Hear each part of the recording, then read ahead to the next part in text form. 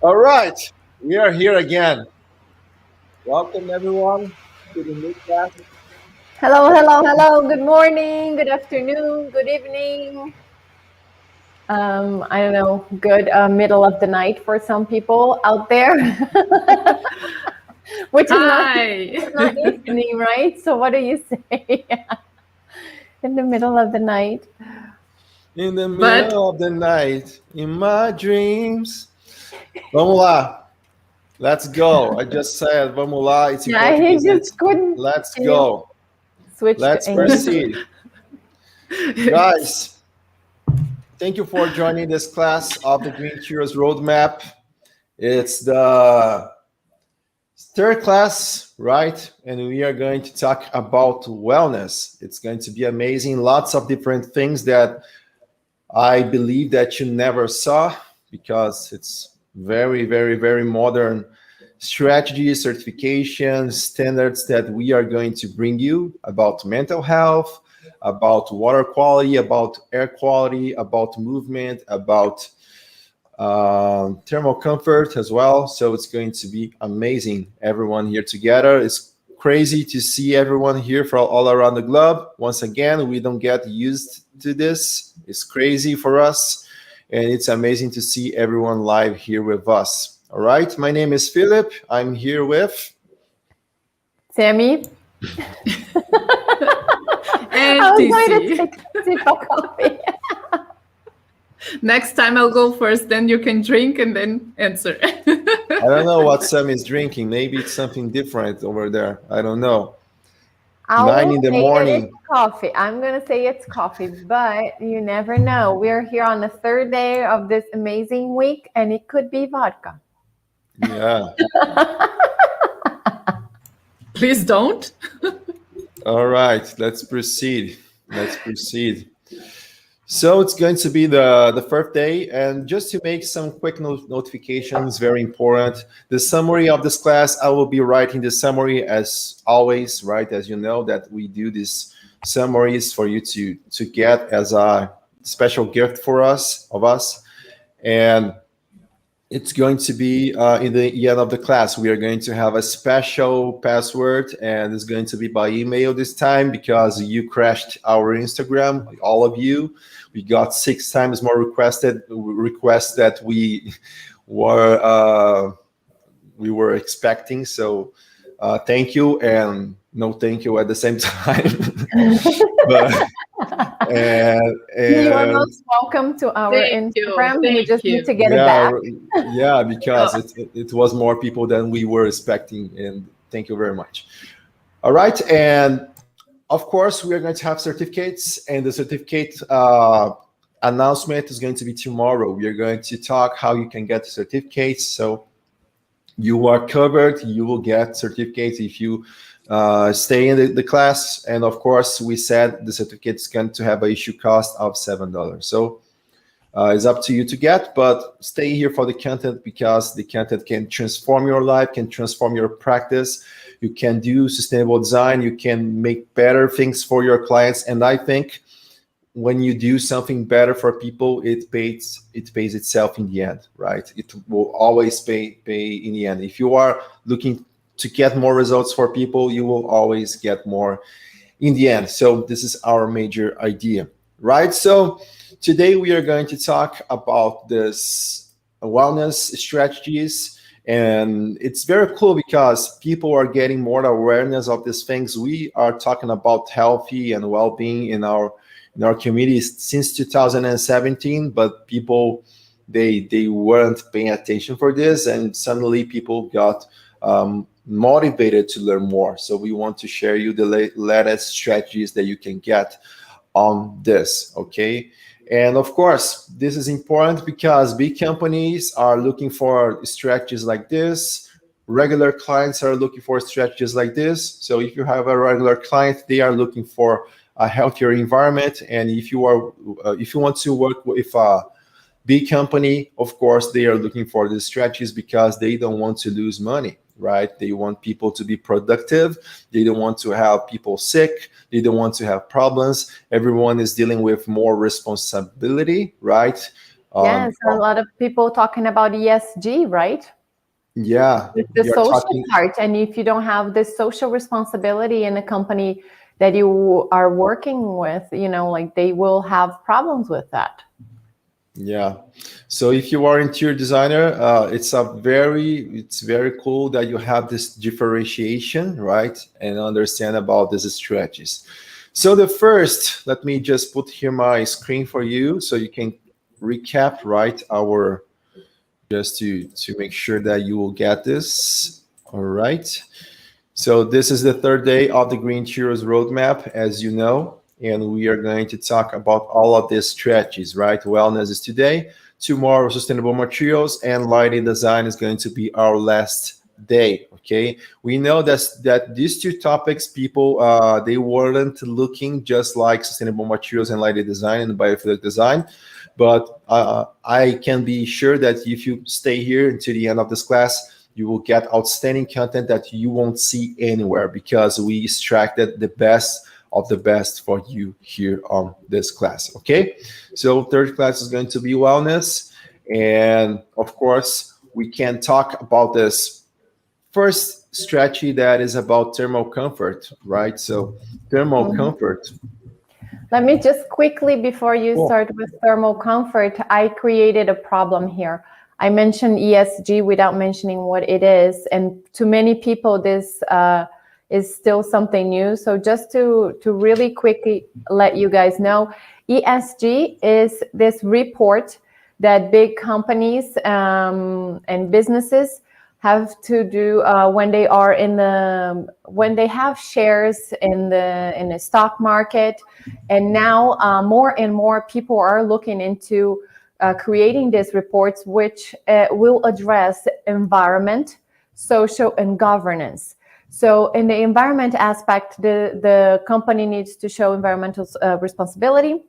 In the social, it needs to show, responsibility with the employees that are in the company and also with the suppliers of the company. So they will have to show this social responsibility and transparency, and with governance that they have proper ways and that everything is legal and proper. There is a fair trade between suppliers and their work, and they have everything under control as far as administration. So this kinds of bring more security for people to invest in companies like that.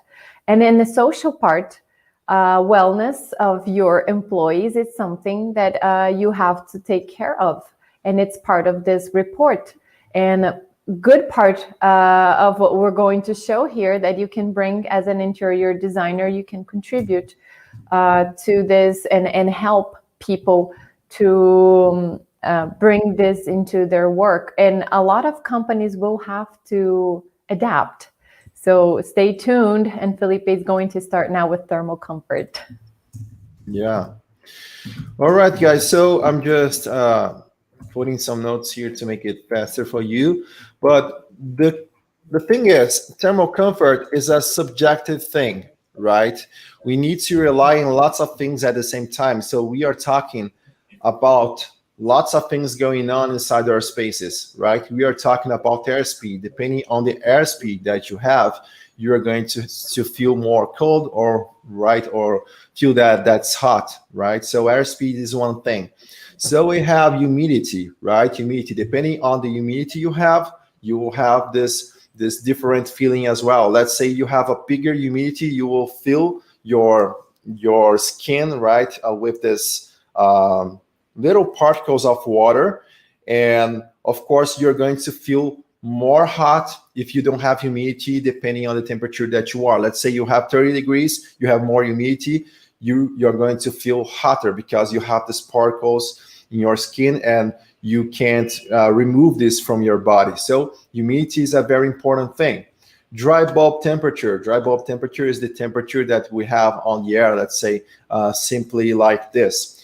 Radiant temperature, let's say we have the temperature in our surfaces. So you have this window, I have a window here. Of course, if I put my hand there, you are going to see a different temperature that in this part of my house.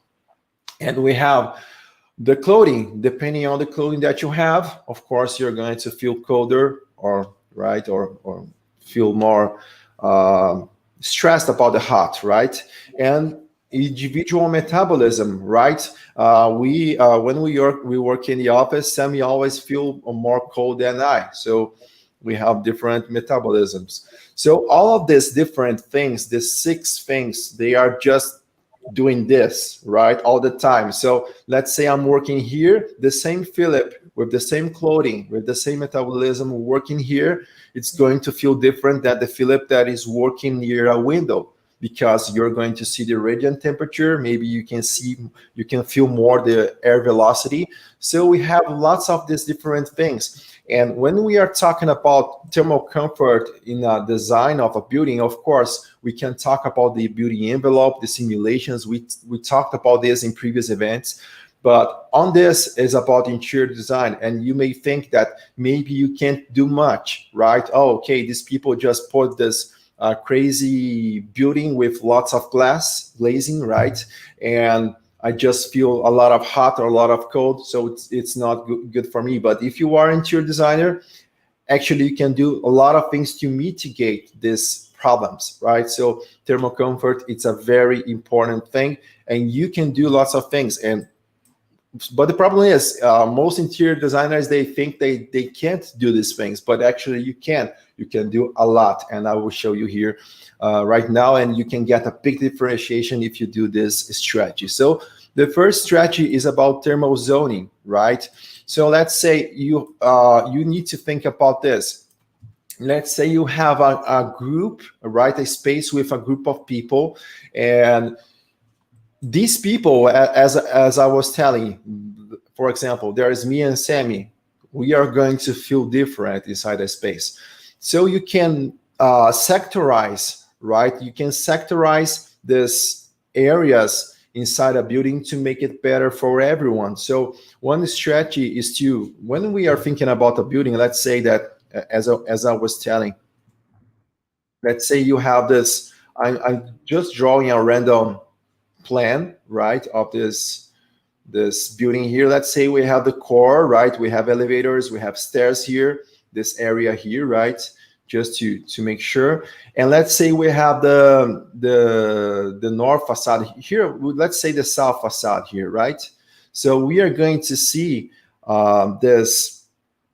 We are going to feel this hotter area here, or maybe this hotter area here on the right, the east here. It's crazy for me to talk about south because we always use north and west, right? So we have north here, and of course we are going to feel maybe this area here hotter inside your space, depending on the place you are, of course, depending on the shading that you have outside. So maybe these people here, this person here is going to feel much more hot. Let's say we have a hot climate here than this person that is here, right? So maybe you can put sectorized thermal controls for these people who are here, because they can control. And let's say we have a person here, that we have another thermal zoning, and maybe this person here, right? So when you sectorize these things, right, with thermostats and things like this, you can make it even better for people, so they can control, oh, okay, I'm feeling hot and I'm not that hot, so I can sectorize and make it better for everyone, right? So what certifications like WELL, and just to make sure that you understand this, we are getting lots of important certifications such as LEED, such as WELL, such as Living Building Challenge, such as BREEAM. We got all of these strategies and put it into this class for you to understand. So thermal zoning, lots of certifications, they are going to tell you should provide control for at least 90%, right, of regularly occupied spaces, right? So this is one strategy that you can use. You should provide this control for these people so they can, right, stay with control of the environment, right?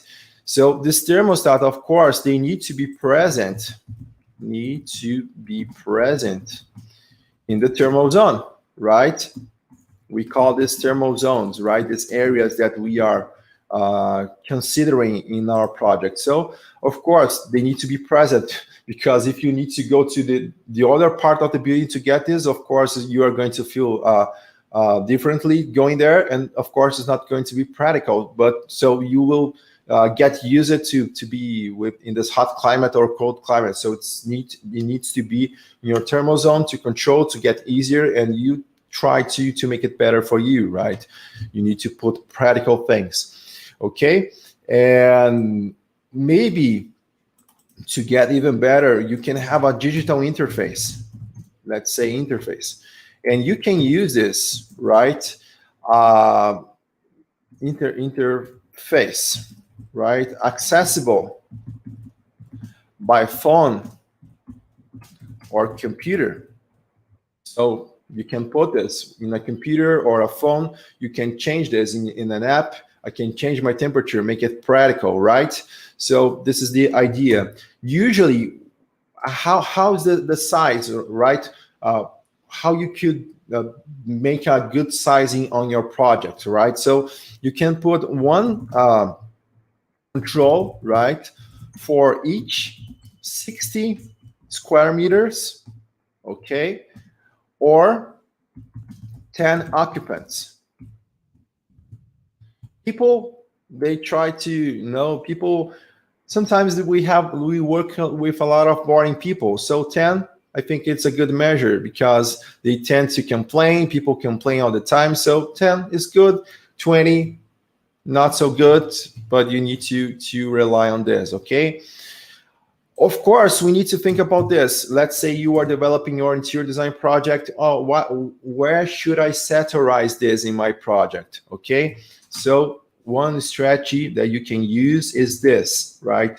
Let's say we have your building here, right? We have this external. I'm just drawing a crazy perspective for you to understand, right? I have a person here. You should sectorize your thermostat at least 1 meter away from external windows, right? At least 1 meter, because here it's going to feel the radiant temperature, the temperature of the surfaces. So it's important to keep it away at least 1 meter, right? I would suggest 2 meters or something like it, right? So important to sectorize away from windows. Let me put here for you, at least 1 meter of windows, doors, let's say exterior walls, everything that you are, when you are doing your design, you are feeling that this can change temperature with other things that are not just the environment. So an exterior wall, let's say you have a wall that is, it's hotter than it should be, because it's exchanging temperature with the outside. Usually these outside areas you should put away from this, okay? So this is one cool strategy, right? So I'm just talking here for group spaces, right? Group spaces. So it's a very cool strategy, thermal zoning for group spaces. You should annotate this yourself, because it can make a huge differential in your career if you do something like this and sectorize things in your project, right? So this is one thing. Then you can have thermal comfort for individual occupied spaces as well, right? So let's say you could use maybe personal cooling, right? So let's put this personal cooling. You can use elements such like this. I will get a picture of the best personal cooling devices of 2021 for considering a company that make this every model and type and color. Yeah, they do analysis like this. I have a cousin who does analysis on washing machines and crazy things like this, and this person is crazy just like my cousin, and my cousin is a genius. But I don't know if the guy's a genius, but it's crazy people who analyze these things, right? But maybe we are just crazy as them, thinking right? We are talking about crazy design things here. Yeah. So guys, you can see personal cooling. Maybe you can use this desk fans, right? Or maybe a ceiling fan as well. You can use this as a strategy. Or maybe, right, I will put here desk fan, ceiling fan. Maybe you can use a chair, right, with mechanical cooling system, right? All of Wow, these that's things. new for me. I've never seen this chair with a cooling system. Yeah, you can type on Google this. You are going to find very ugly chairs usually, but it's a thing that, Great for your design. yeah, better for thermal comfort, but worse for your design. You need to choose. Yeah, there things. you go. A cool niche to work with. Make a partnership with a developer to make good design for these things. These things, Yeah. right? Exactly. Then you can have a personal heating as well, right? Maybe you can have, let's say, an user adjustable thermostat, right? Connected to the building, right? You can use this thermostats as well, right? It's a cool strategy that you can use. I would just, Think you're missing an N on buildings. yeah, I'm missing. Buildings. That's very interesting when we talk about personal spaces, right? How you can adjust your personal spaces and what kind of things that you can bring onto these spaces.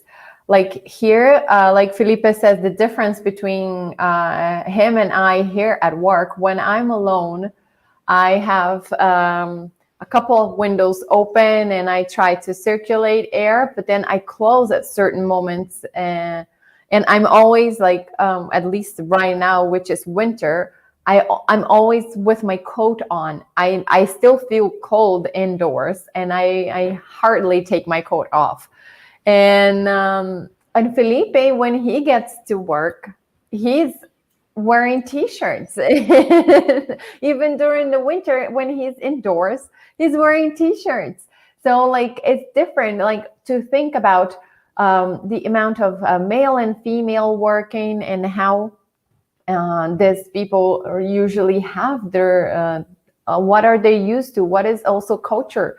Because I know in Britain, as an example, people always take their coat off when they get into indoor spaces, even if they are still a little bit cold, to adjust.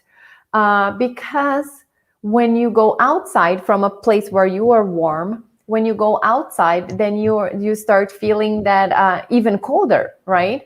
So that difference in adjustments from our body, then can create those things. So start something with understanding culture and understanding how we work too. It's something that will help to analyze your spaces and to plan for the people that are using these spaces.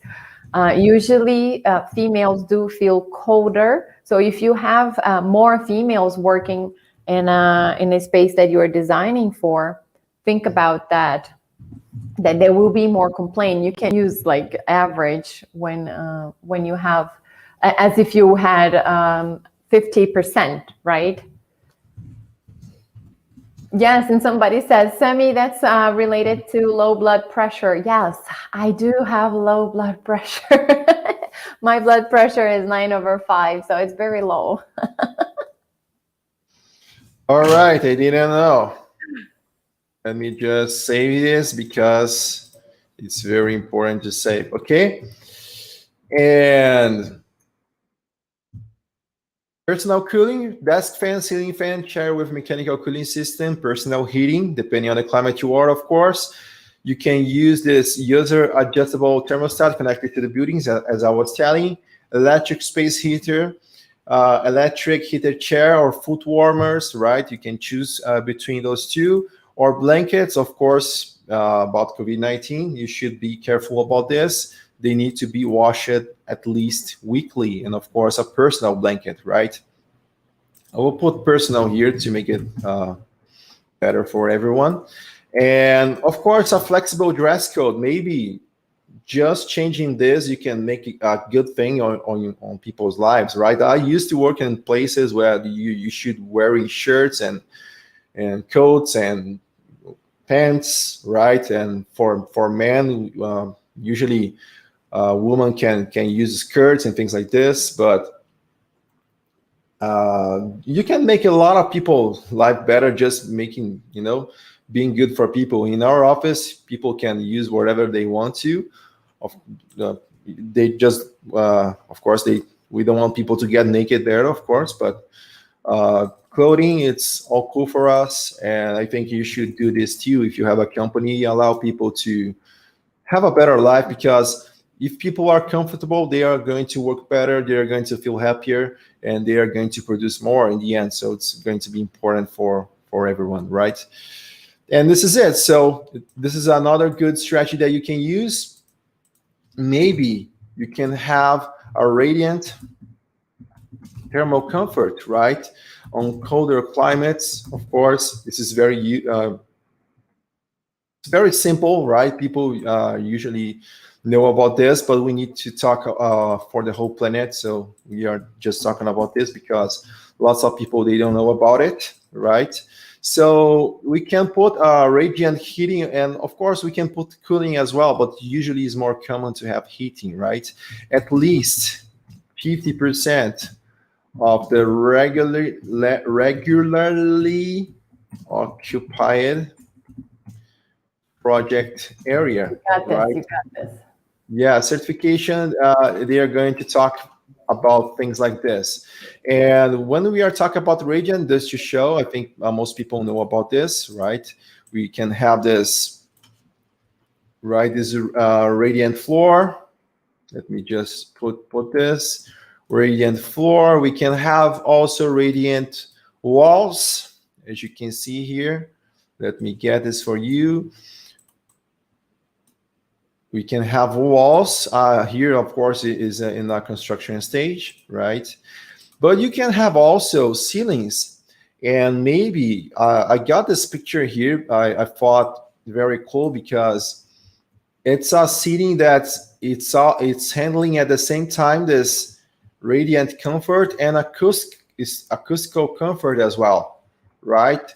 It has a good NRC. So maybe you can use a product like this. And of course, you need to think about things together, right? If you were in the last class, you know about this. You need to handle this NRCs, this CACs that we talked about in the previous class, and then you can merge this maybe with radiant temperature control if you have this. So this is a manufacturer.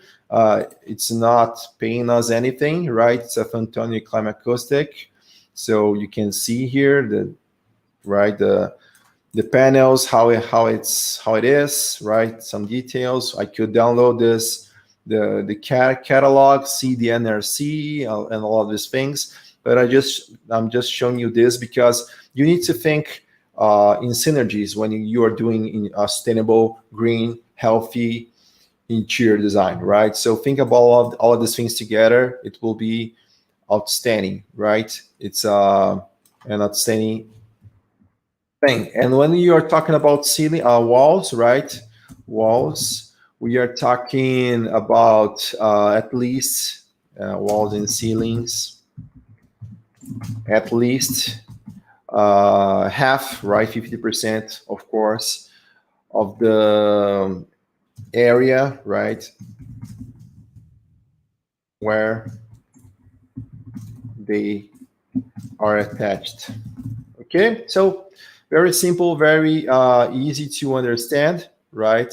So then we have other things, right? We can have thermal comfort monitoring. Thermal comfort monitoring. So this is a strategy that you can use as well. So let's say we need to have this monitoring on dry bulb temperature. You can have the sensors located inside your project in all occupable areas, right? Regularly occupable areas. We are always talking about this. It's very important to stress. Regularly regularly occupied spaces and non-regularly occupied spaces. So let's say you have a corridor that people are not using that much. You have, let's say, a bathroom, or you have a small kitchen that people is not using a lot. So this is our non-regularly occupied spaces. But spaces where people stand for more than 1 hour, you are going to consider regularly occupied spaces. So you need to provide comfort for these people, right? So it's important for you to know.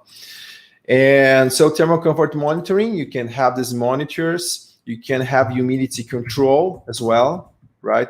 Humidity control. What I'm talking here is lots of strategy, actually.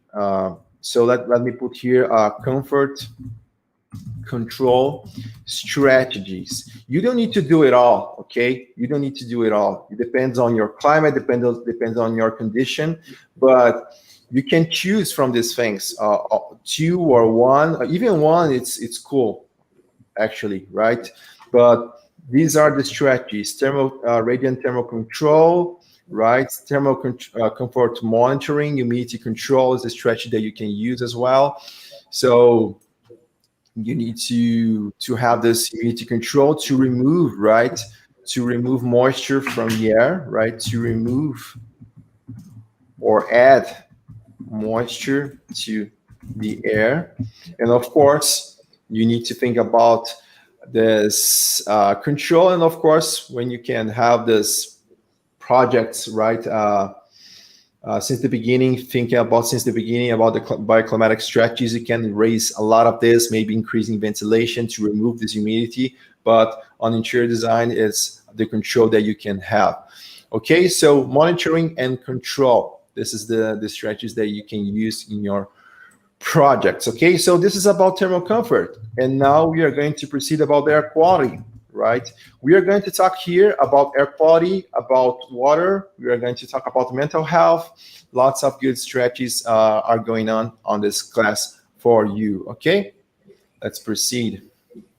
Yes, guys. So let's keep going. The thing here is the idea is that you are able to understand, or if you don't fully understand these topics, that at least you have an idea of what you're talking with your mechanical engineers and everyone in the team that will help you develop this interior design. And air quality is another item that we have to be aware of. Our air quality has been compromised every day. We compromise even more our air quality with the practices that we have. And in big cities, air quality is a big problem too, because we have more people, more traffic, and more pollution. And when we bring this contaminants indoors, then we create another problem, right? We create more of a problem that it's not diluted in a quantity of air, and it is concentrated, and it can be enhanced by problems. So we spend, and this is a well-known data, we spend 90% of our time indoors. And so when we go out to places that are indoors. When we go to work, usually we go to work, or most of the population goes to work in places that are indoors. And this can be a big problem. We need to understand how to maintain our air quality and how to maintain our buildings healthy. We spoke in the first day a little bit about the importance of bringing natural air indoors, to have natural ventilation, to combine whenever possible the mechanical ventilation and natural ventilation, which will contribute a lot to our health indoors. And when we concentrate toxins indoors, we can create problems as far as respiratory problems, cancer development, depending on the toxicity of this air that you were breathing. And you can even cause people that already have previous respiratory problems, and they come in contact with a place where, or they spend time in a place where they are with the air, with a poor air quality, it can even promote death. So the air quality of our spaces is something very dangerous to deal with and can jeopardize a lot in our health. So to avoid these things, we need to control air, and we need to understand certain thresholds and understand how we're going to measure this. And then you ask yourself, as interior designer, how can I have control over this? Or how can I promote this? So if you can create spaces where this people can open windows, or it's favorable for them to open windows, this space is designed for that. And it will welcome this exchange with natural air. This will be good. And if you can create or bring in systems that will help to control the air quality too, this is something that you can specify, or you can discuss with the mechanical engineer, and you can bring more awareness to the people that are in these spaces. Where spaces that should be controlled, of course, is spaces that gather a lot of people, like schools, like hospitals, especially hospitals, and commercial areas. So if you are working or developing interior design for these spaces, you should plant that seed and ask about the air quality. How have they controlled? If you are remodeling a space, suggest things that can help enhance the air quality. And if you have the possibility to do that, then you even should create a case, because measuring before and after and showing the differences of bringing this type of change to the daily basis of people. This is great news for you as an architect, as changing the life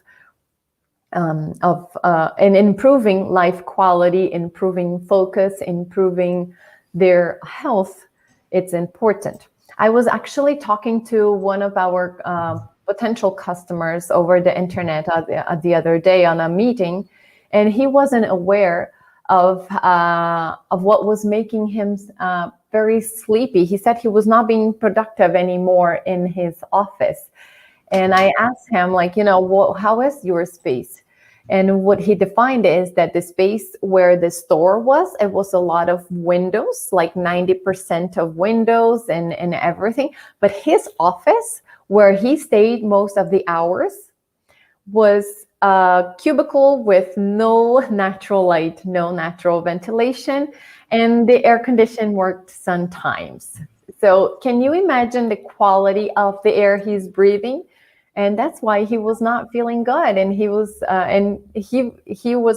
willing to change that same day, that scenario, when we showed him, that he can jeopardize his health and even create greater health problems if he doesn't change that scenario. So bringing awareness to our clients, sometimes they don't know, they don't have to know this data, but we as developers of spaces, of creating that environment, we are responsible to bring wellness.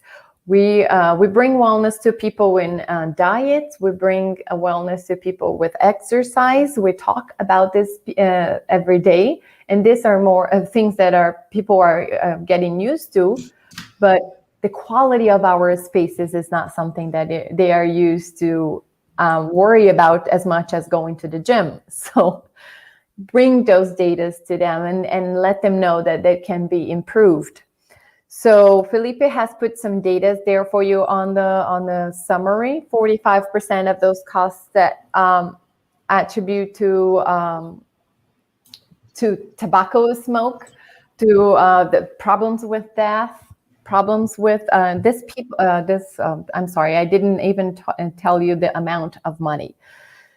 So the EPA, the Environmental Protection Agency, they suggested that an avoidable cost with health problems due to air pollution that can be over $100 billion annually we spend with problems that are caused by air pollution. So 45% of this cost could be avoided, and they are attributed to tobacco. And then we have another 45% that we lose of this money into productivity. I just mentioned to you guys the productivity of people indoors with better quality. And then 10% of this goes into respiratory diseases. And, you know, when people have respiratory diseases, they have absences, or they are currently going to frequently going to the doctor, so they have to stay away from these spaces. And this can be a school setting, it can be a hospital setting, it could be a commercial setting, but it's even worse if it's in your home too. So understand those thresholds and try to measure this. There is an equipment where you can measure pollution in the air and particle matters too. The threshold Felipe has put there on the screen. We don't have to go over this, but just to explain to you what is this, because you will want to know what this it's all about. So the PM there, it stands for particle matters, and the 2.5 or the 10 is the size of this particle matters that are captured in this air filter. So this is a map. Yeah, I got this because people may think, is my place polluted or not? So I got this map from World Bank, right? So they have this pollution areas here that you can see, right? We have this below 50, right? 15, right? That we have here. 15, and depending on the pollution that you have, you need to consider all of these things, right? Non-polluted regions and polluted regions, you need to find this thresholds here. You need to get this, because in polluted regions you will have difficulty in lower this particular matters, right? So it's important to understand this. I got the map link here. It's below here for you, right? So you can get this. And here you can see, you can just go to each place, right? And we are here in Brazil, so 12. You can see in Russia here 16. You can see United States 7, right? So you can see the air pollution, the animal exposure, and some places more, right? So China 52, right? So very, very big. And this is a thing that I will keep for you, and I hope you don't live in places with more pollution, right? So I know. And just for you guys to understand the sizes of what these particle matters are, like if you think of a hair, the hair size compared to that, it will be 70. And here we have particle matters of 10 and 2.5. So this is how like tiny particle matters that are being filtered in this, and they are compared to and they are measured in this equipment. I think, did you put the equipment picture on the? Cool. I will get this. Yeah, just so they know, this equipment, it's very simple, and people working with health indoors, they usually use it. It's called gravimeter, something like that. Let me just, I can never say that.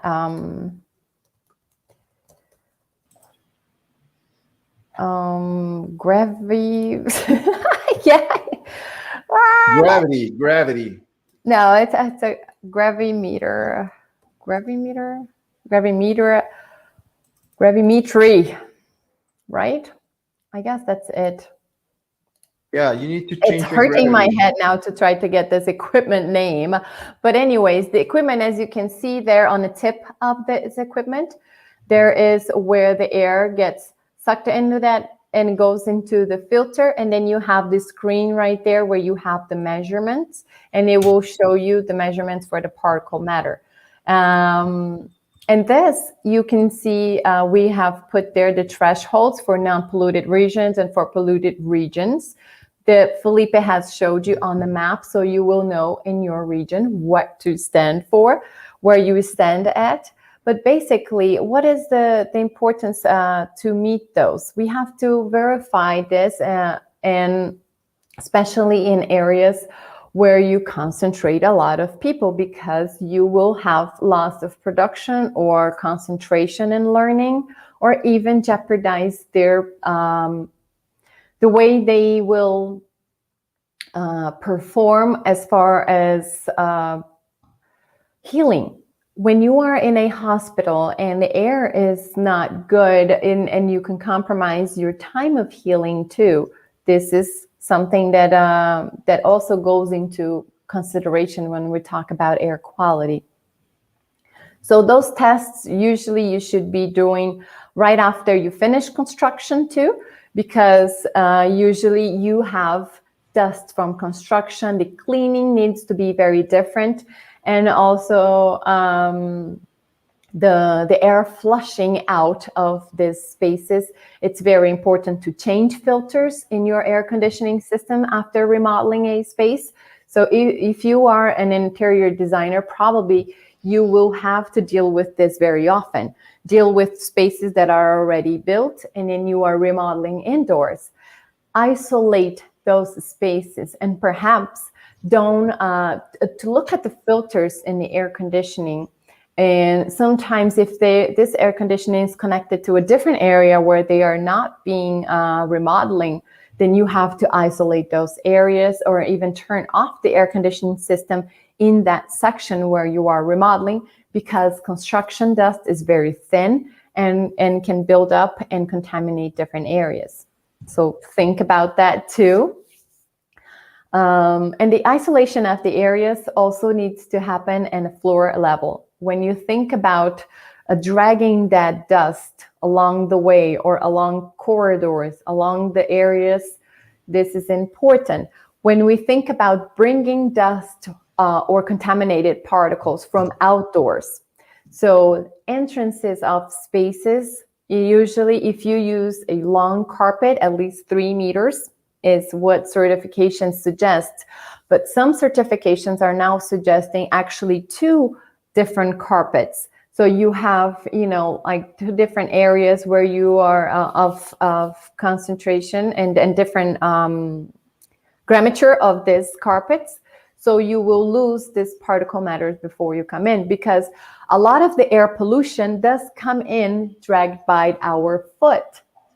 So concerns about that. And when you're dealing with residential area, a good thing is to actually leave your shoes by the door or outside, or if you can, to not use the same shoes that you're using outside indoors. So for residential areas, that would be one tip. Thinking about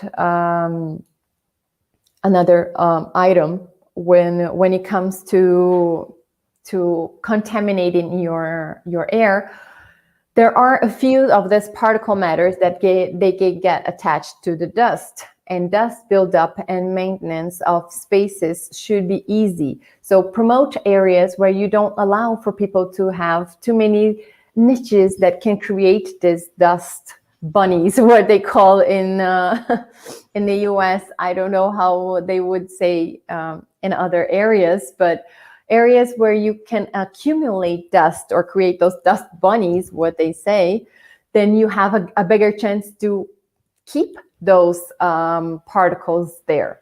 And some people have measured particles that have been there for years in labs. When you check the dust of a house, they have tracked things from like years ago. And another problem that could be is like if you had in the past some sort of chemicals that were in those spaces, like asbestos, then they are concentrated in those dust bunnies and they can keep polluting your air. So understanding that it's very important to think of the places how you are developing to allow for cleanness, maintenance, and that the air concentration is good. Okay, so then we go to VOCs. When we think about volatile organic compounds, we have to think about how we're going to talk how we're going to choose the paints, the glues there are in these areas. We're going to talk a little bit more about that tomorrow when we talk about the toxicity of materials.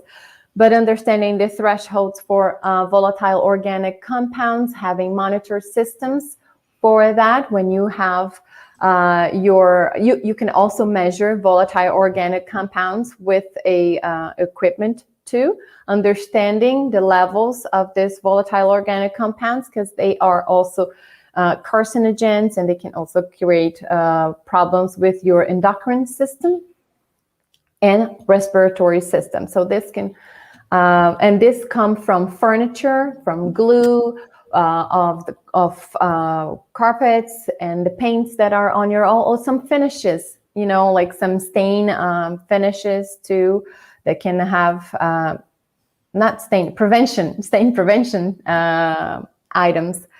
So understanding those volatile organic compounds and the concentration in the air is a factor. And you can ask your suppliers. Many times your suppliers already can provide you what kind of levels of volatile organic compounds the items that you are bringing indoors will have. And then you can choose paints that are 0 or next to nothing, which is what we want. Smoke-free environment. How can we talk about smoke-free environment?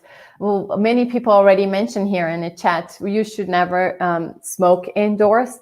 Combustion indoors in general can pollute air, but smoke, it's even worse. And we know that in certain regions of the world, this is still very common. Here in Brazil, you're not allowed to smoke indoors anymore unless in your house. But if you can bring awareness to people, and especially if you are in an apartment building, then you can compromise the air quality of your neighbors easier than if you were living in a house. Of course, you have a better control. But understanding that this needs to be an environment free of smoke. And when it comes to smoke, those dedicated areas for smoke, be careful where you place those dedicated areas if you have the power to do so, because they need to be away from the air intake, from doors, windows, and the air handling units where they will bring this contaminated air indoors. And we know that smoke is bad for you. And it has tons of chemicals. Imagine if you do this for anybody else. The prevention of microbes and mold. This is what we mentioned too in a few classes ago. We were talking about controlling humidity. And Felipe already talked about controlling humidity too. So when we think about this, it's another item that can create or enhance allergy problems.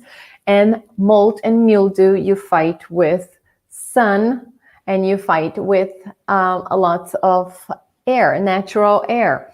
But when you don't have the possibility of doing this, you can fight this with UV systems, that they can actually filter this air, and inside the unit they have this UV light that will kill those bacteria and the mildew and the mold. So filtrating that air and treating the areas where they are growing is where you should look into it. And when you are remodeling, try to promote places that don't create this this environment proper for this. So if you're designing for areas that are very humid, as an example, try to put furniture that can be movable, and then you can create that air circulation around the furniture, or perhaps furniture a little bit away from walls. Try not to use furniture that it's permanently installed. So those are items that indoors make a whole lot of difference when you're planning your spaces. And it's not just treating what is there as a problem, but avoiding to create problems. So those are the ideas if you have the possibility, and if you do have the possibility of talking about maintenance with your client, and let them know that they should have the control over their air units, ensure that the ventilation is very clean and well maintained in a chronogrammed schedule. I guess this is it for ventilation design. We know we already spoke about natural ventilation and the importance of natural ventilation. Mechanical ventilation is, go ahead. Usually, what is important, I will keep this standards here for you, okay? When you are, of course, I think most people here are interior designers, and if you are talking about this, you are talking with a mechanical engineer, right?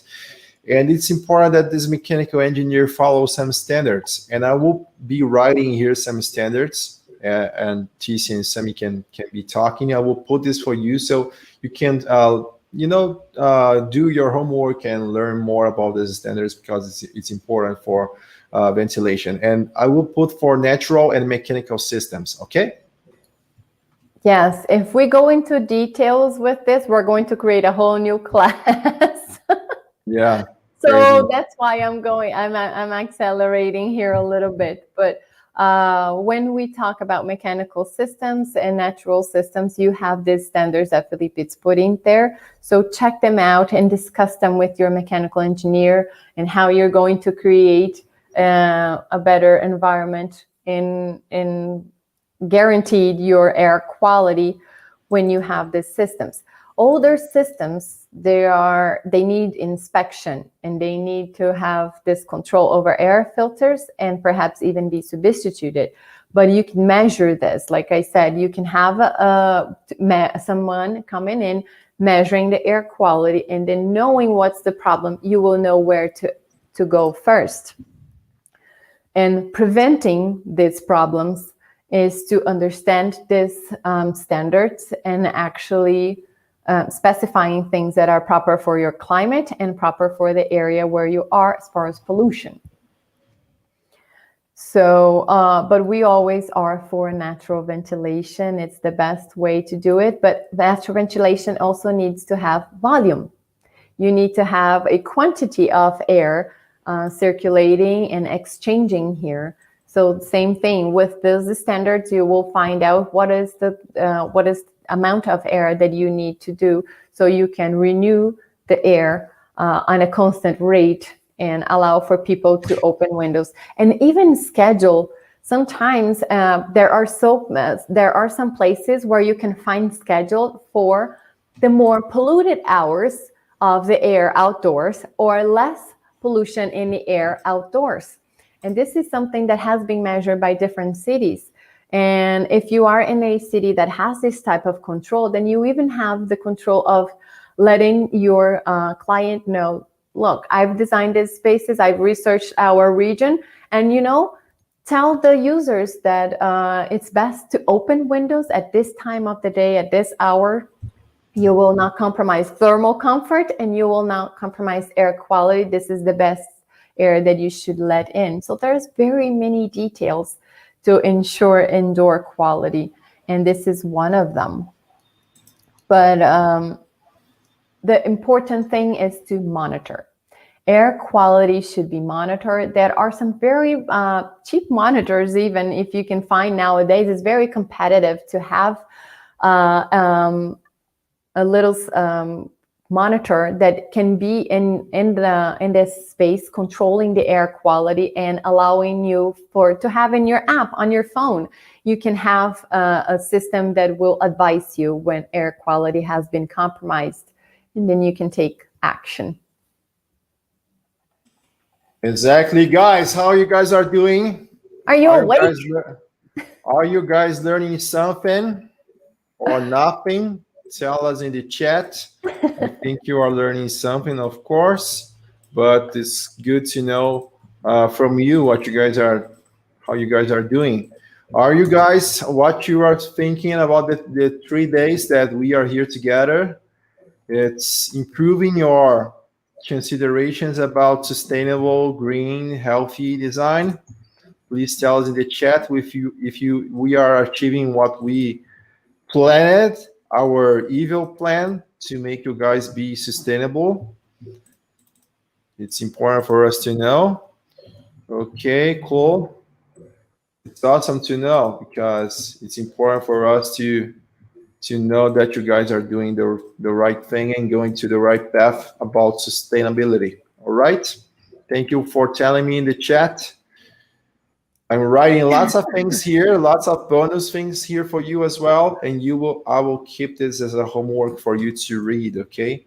Just put some sensor requirements that you should have. Lots of information here. Take a look at this. Lots of information about carbon dioxides, particulates that you need to have at minimum, right? At maximum, of course. So you should take a look at this later, okay? All right, we can proceed. Somebody mentioned here, Kevin mentioned that he never thought about wellness in such depth. Yes, if we think about everything that we're going to cover here as far as wellness, and we as designers of spaces, sometimes we don't have, or we are not aware of how much we can interfere or promote just by tweaking something, and you create a different culture inside of that space. Yeah. Now we are going to talk about mental health, guys. And we know people are getting crazy. We talk about mental. People are getting crazy all around the globe, right? Lots of crazy things. So it's important for us to take a look at these strategies. Yes, we are going to recap some things from day one. I really hope you did attend our class on biophilia. And I would add something, Felipe.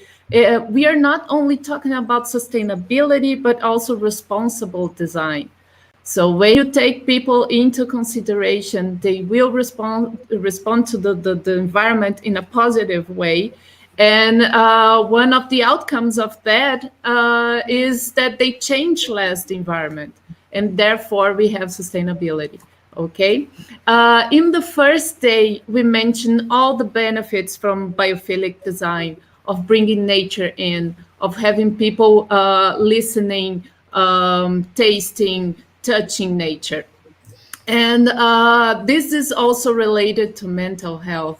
As Sammy mentioned, we are most of our time indoors. And this has become quite of a hot topic due to the pandemics, because we were confined and made to be in the same place for a longer period. We would change places, but always indoors. And now we are in the same place indoors. And then we start to think about the quality and the nature that is lacking in our environment. So as much as possible, even for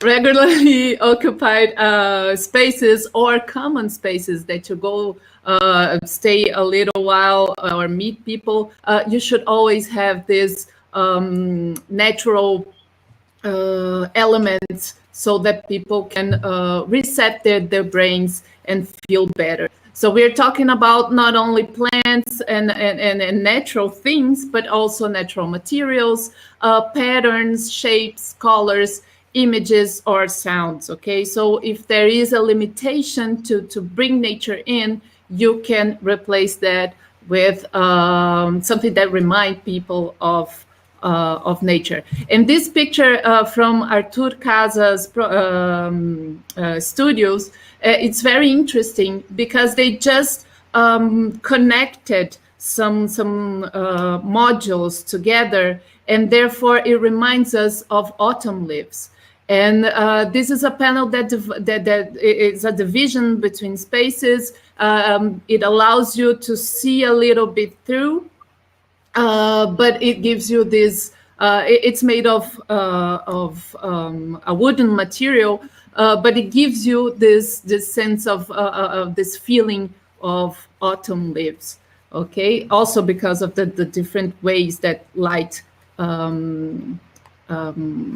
lights up the different modules. Okay, but at least you should try to add to the environment one of these elements: plants, water, or nature views.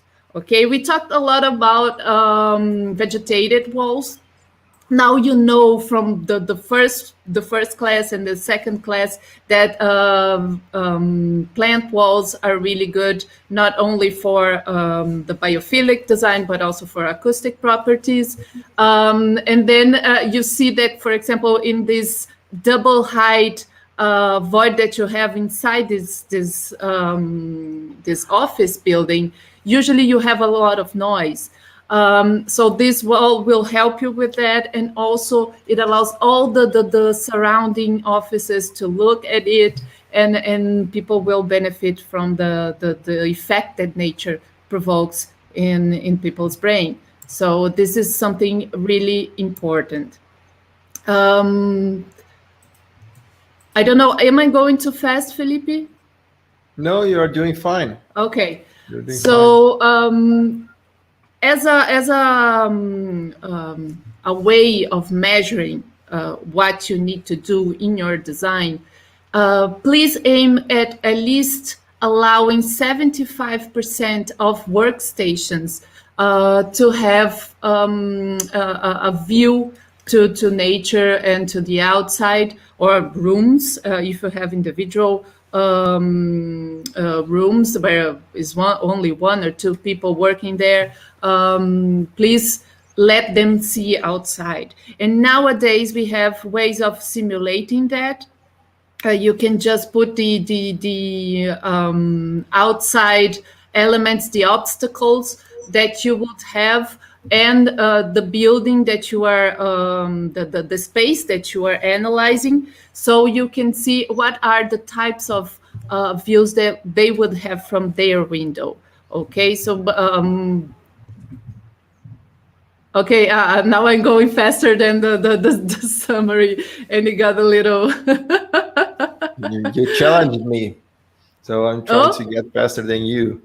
Okay, so if you can do those types of study, but it's not really necessary. Usually designers have this sense, and they can preview in their head what type of view you're getting from that. And also, if you are working remodeling a place that already exists, you can go there and see the view. So you can highlight that in your design. Okay. And if it's hard to get this view to the outside, please make sure that people are within 10 meters of indoor plants or any water feature or nature views that can also be panels and so on. So please make sure that they have near them this type of stimuli that will help them release with stress relief and to feel better. Okay, it's just too much that we've been dealing with right now, and usually people are already stressed from work and from everyday life. So we as designers, we have this responsibility of making them feel better, because we know that there are many studies that show us these benefits, and we should use this in our designs. Then we have to provide connection to place. And this is something that I think people are lacking even more than nature, which is this connection that we have to the community where we live. This project especially is very interesting. You see it looks like a living room, but it's a common area in the ETSI headquarters. And the ETSI building is very interesting for that. They even have a certification called Living Building Challenge, because they are really into the sustainability and wellness of the workers that work for them. And you see a lot of biophilic elements here. Felipe, can you just show the website, because we can see a lot of elements, including when I put this in our class, it didn't call for the right picture.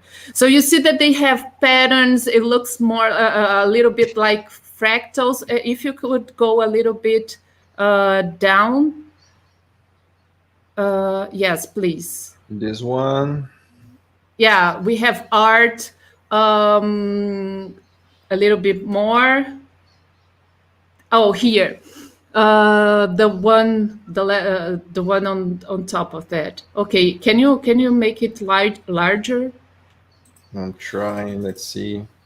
So the thing about this picture here is that it showcases the art craft of people that sell at Etsy. Etsy is a website that sells art craft. So they incorporated that in the building, in the design of the spaces. So everything you see is related to the culture of the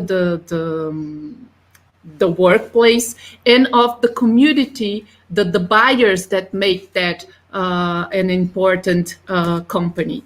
Okay, so this is something that you should always connect to your client, understand the culture, understand where you are building and designing, and try to make this connection so people feel part of that place and they foster that place.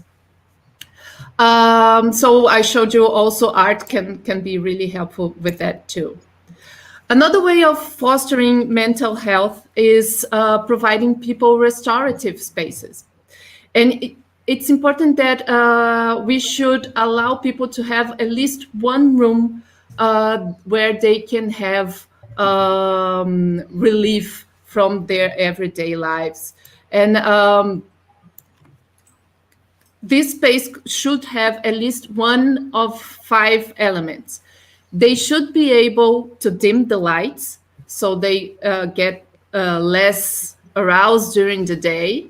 They should hear some soothing sound like water, natural sound, birds, and so on. They should get thermal comfort. If it's too cold, a place where they can get some sun and feel better, or if it's too hot, a place that it's cooler and they can have this relief from thermal stress. Seating arrangements that they can choose to relax, not only a chair, but a movable chair, some mats, cushions, and so on, so they can feel that they are in an informal place. Nature incorporation, we already talked a lot about that and not repeating right now. Calming colors, textures, and forms. You saw in the first day that usually blue and green can have this response from our brain of feeling good and calm. And also visual privacy. If you are resting, you don't want people seeing you, right? So you might want to zone your layout to have those rooms or this room a little bit further from the working spaces, the regular working spaces where people are generally answer phones and so on and talking to each other. Okay. In the Zen space that we have here at work, people are sleeping on the couches. They don't care if we're looking at them. Well, we should give them the option. Now I'm going to bring you my child here. Somebody mentioned about the relief room.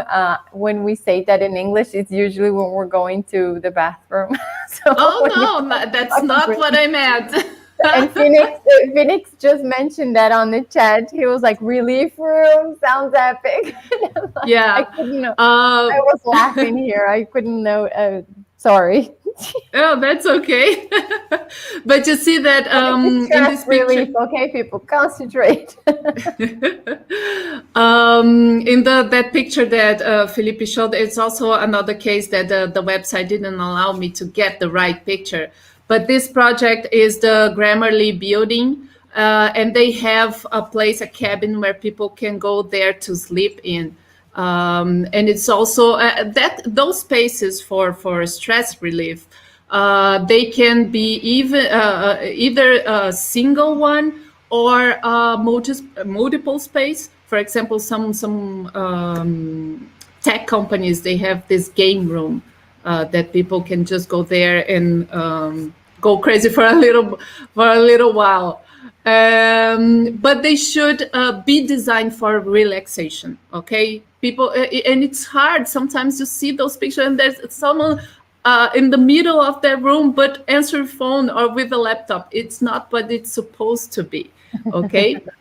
And so please have in mind that it should also be at least 23 square meters, so people can have this multiple space, this room big enough for them not to feel confined. And if you have a multiple space, it should be bigger, of course, but not bigger than 610 square meters. Okay.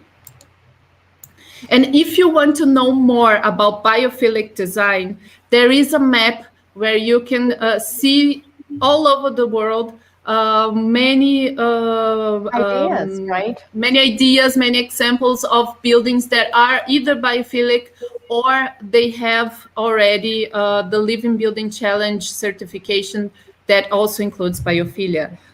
Felipe, if you can just include the map in the summary.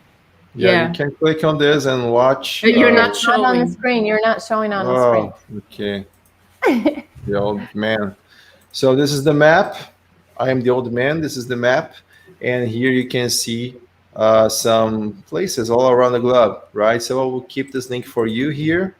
I will close this because we have lots of things to talk about. And I will put the biophilic design map here for you, okay? So you have a lot of homework today. Yeah, there are tons of things that you can check. Yes, that biophilic map brings us so many ideas and inspirations, right? And there are successful cases of biophilic design. So, but we don't want guys just to be inspired. We want you guys to do things, and I want to know if you guys are learning. What you guys are thinking about, if you guys are getting lots of content here, right? I'm trying to emulate Galvão Bueno. She's a narrator from soccer from Brazil. And we know, you know that Brazilian soccer is a thing that you cannot defeat, depending in the country you are. Maybe if you are German only. Are you trying to bring confusion into the chat? People will start fighting now for teams. But there you go. Libby says you green team. That's it. We're going to stay with that. Yeah, Galvão Bueno talks very fast, and sometimes he is very annoying as well at the same time. So I'm trying to emulate him. All right, guys, let me know what you guys are learning, please. It's important for me to know. All right. So let's proceed with nutrition strategies. Going to be very cool. I'm annotating lots of things here, right? So what we need to think about, right? Fruits is not as good as sandwiches, right? As burgers. It's not as cool as macaroni. It's not as, right? It's not as, you know, we tend to eat more macaroni than salads and things like this. So, yeah, but we can use lots of strategies to mitigate this problem, right? We can, in your design, you can make people eat more healthy food, right? It's very important. But usually, I have a thing that I say. My mom is not going to like what I'm going to say right now, but usually I didn't eat salad when I was very young because I thought my salad my mom did was kind of sad, you know, but the macaroni was a very happy meal and burgers and things like this, but the salad was kind of sad. And I think in design, lots of salads are sad. You go to a place and the fruits are displaced in a very bad thing, right? So in a very, very bad way. So it's important to make it better, right? So we can improve this, promoting this visibility of fruits and vegetables, right? This is a very good strategy, right? So I'm just wrote this for you. Fruits and vegetables sold, right? They can be provided, right? They need to follow some requirements. So let's say you have a place like this, right? You need to have this. I'm just trying to find the picture that I got here for you in my folder. Let me try to find this. I just got this yesterday, but for some reason I'm not finding this picture. But you can have this, all of these stretches, right? You can have this. I think I found the picture. Yeah, this one, right? You can see that fruits are displaced in a happy way. You want to eat those fruits, right? I hope my mom is not watching this class because she's going to get very upset if she know this. But this is it, right? So you can see this is a very good example. So these are some strategies that you can use, right? So these requirements that you can have. So place it at eye level or just below the eye level. Displace it on a countertop, table, or other visible surfaces. Place it at the point of sale or point of purchases. Usually they put chocolates in these areas, but maybe you can have something very cool, very beautiful, so people can purchase these things. And place it at the beginning of food services lines. So let's say you have an office building and you are developing this area that people are going to have the lunch or dinner. So you can displace this fruit at the beginning of the line of services, right? Not in the end, because people will get macaroni and all of these bad things. So they can get salad up front, right? So this is a very cool thing. Here in Brazil, we do this a lot. Lots of places we have this. When we have this food services lines, usually salads are up front in lots of places here, but I don't know where you live, so I wanted to talk this for you. And visible from food outlet entrance as well. Maybe you can have this, and this is a very cool strategy that you can use, okay? Other strategy that you can have is one thing that we call mindful eating, right? Mindful eating is actually a Buddhist concept. Is that it's based on you are eating and you are eating with mindfulness, right? You are eating thinking about to hear yourself, to get a good food, to think, to recognize, right, this the physical sensations about eating. And of course it's an internal thing, right? To eat not that fast. You can eat slowly. You can breath. You can listen to yourself while you are eating. And this is a kind of a hard thing to do ourselves because we feel very anxious. We do lots of things at the same time. Then we go eat something. We just eat very crazily. And I see that me and Sammy, when we do lunches, I usually eat much faster than Sammy. And Sammy, she's talking, she's relaxing, eating, and I go, man, Sammy, let's go. We need to do lots of things. But Sammy's right, and I'm wrong, and I know this. But the craziness of the whole day, right? The things we go, we leave the office, we go we go eat very fast. So there are things that you need to make it better. I'm getting better, but not as good as Sammy, right? But I'm getting better, and you can do things like this. So you can appreciate more your food, right? See this, get the senses of eating. Okay, cool. But what I can do as interior designers, right?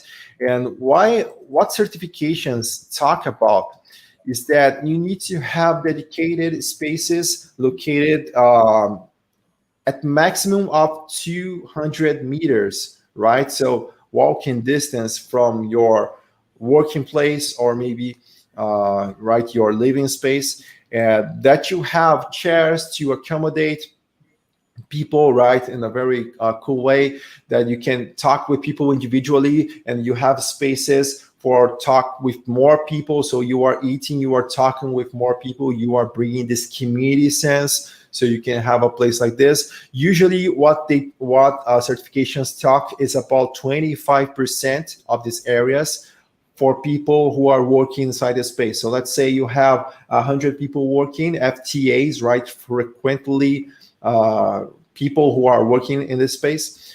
So 25%, 25, you need to have this spot so people can go there in their own schedule, and they can, have a very good place to eat. And what TC said in the previous session, it will be all cool for this area as well. So, right, you can provide connection to nature. You can buy some patterns, some strategies, some right on forms, on nature things. So you can do this. And of course, you need to provide protection, right? Of course, you don't want people to be there, and when it rains, people don't go there, and then the second day they don't go anymore. So you need to have lots of these seating types. Have a very beautiful space, really, to, if you are an introverted person, you can talk just with one person. You are doing maybe a meeting with someone, so you can have a space like this, right?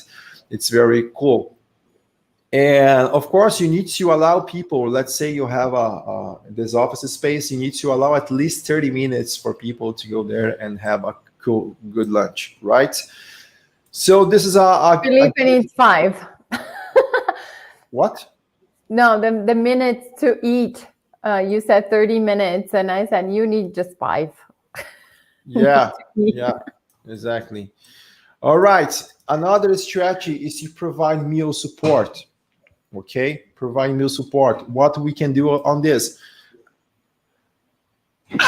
Sorry, just while I'm speaking. Bless you. Let's proceed, right? So when we are talking about interior design as well, let's say you have this amenity, right? You have this space where people can eat.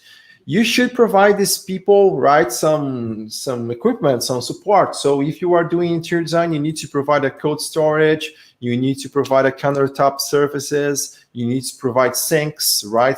All of these amenities that can support this people to go there to clean their plates and things like this, or maybe dedicated cabinets or storage units so people can bring their own fork, get their knives and their plates and all of these things. They can have their own side lockers, right? They can go there. They can. It's not hard, Oh, I didn't get my plate or my fork. So it's a good way to do things. Of course, you need to have recycled, right, trash cans, right, so people can go there and throw away organic things and recyclable things as well. So it's a good strategy that you can use as well. Okay. And gardening spaces is like, you can have this. I won't talk much about this because gardening spaces it's a space that you can provide, right? You can provide areas for people to plant their own food. So it's a strategy that you can use. You can have this strategy. You need to, when we are talking about certifications, they are going to talk about at least 0.1 square meters, so you can plant your own food there. But I won't talk much about this because we are talking about interior design, so I won't catch this. We have tons of things to cover. Okay, so this is a good strategy that you can have, and we can proceed with. Let's proceed with movement, TC. Yeah, movement is related to ergonomics as well. So first thing that we are going to talk about is ergonomics. And when you are an interior designer, the first thing you should do is talk to your client. What is the way that their employees is going to use the space? I'm not saying that right, but how will they use the space and the computers? How will they work? And is it possible that they can work standing, or will they have to stay seated the whole time? And there are some strategies that you can suggest your clients to make people feel like they are in neutral positions, and therefore they are comfortable with the way they are working with the position, and not feel back pains or maybe some, for example, some wrist pains and so on that you get from being in the same position and using your body the same way for long periods. The first thing that you should ask your client is the type of equipment that they are providing to the employees. Are the monitors able are the monitors adjustable in height? This is one way, because my laptop here, I'm going to talk about laptops in a minute, but usually the screen should be higher, right in right in our line of sight. So if it's adjustable, you are providing it to people with different heights as well. So if I'm shorter, I will be shorter in my chair as well, though we are going to talk about chairs as well. But if I'm shorter, or if I'm a taller person, I can adjust my screen to be in my line of sight. So this is the first thing that we can suggest the client. There are some pictures that we are going to show you that, and Felipe is going to show you in a second. The other way about computer monitors is to have adjustable arms, or some kind of support that you can just move it vertically or horizontally as well, so it can be better for you to work in a comfortable way. Okay, so I'm getting problems with pictures. It's getting an error here. Is it too heavy? Too heavy, do you think? Yeah, I'm having a problem here. I will try to capture the picture of the picture. While you're doing that, like, you know, one of the things that I spoke with a doctor is that our generation spends a lot of time here with phones and laptops. And this area here of our spinal cord, it's becoming like, you know, like how we came from cavemen, and then we were like this, and then we are now human beings that should be in this upright position, but we are going back to this. This has been growing actually and creating lots of background. Oh my. Yes. Let me just adjust myself here. I know. Yes, this bone here, this vertebrae that are right at this area here are actually creating this, and it's becoming permanent and creating lots of problems for people in their daily basis. Yeah, there you go. There you have an adjustable monitor, so the support can be adjusted in height. And then we have a monitor with an arm, with adjustable arm, that we can just change its position. I don't know if you can zoom in so they can see the arm that is attached to the table. All right. Yeah. And then most people work with laptops. That is my case here, for example. And this is why the camera is a little bit in my eye level, below my eye of sight. Did I say it right? Yeah. Eye level. Eye level. Thank you. Or the sight level. Yes. Yeah.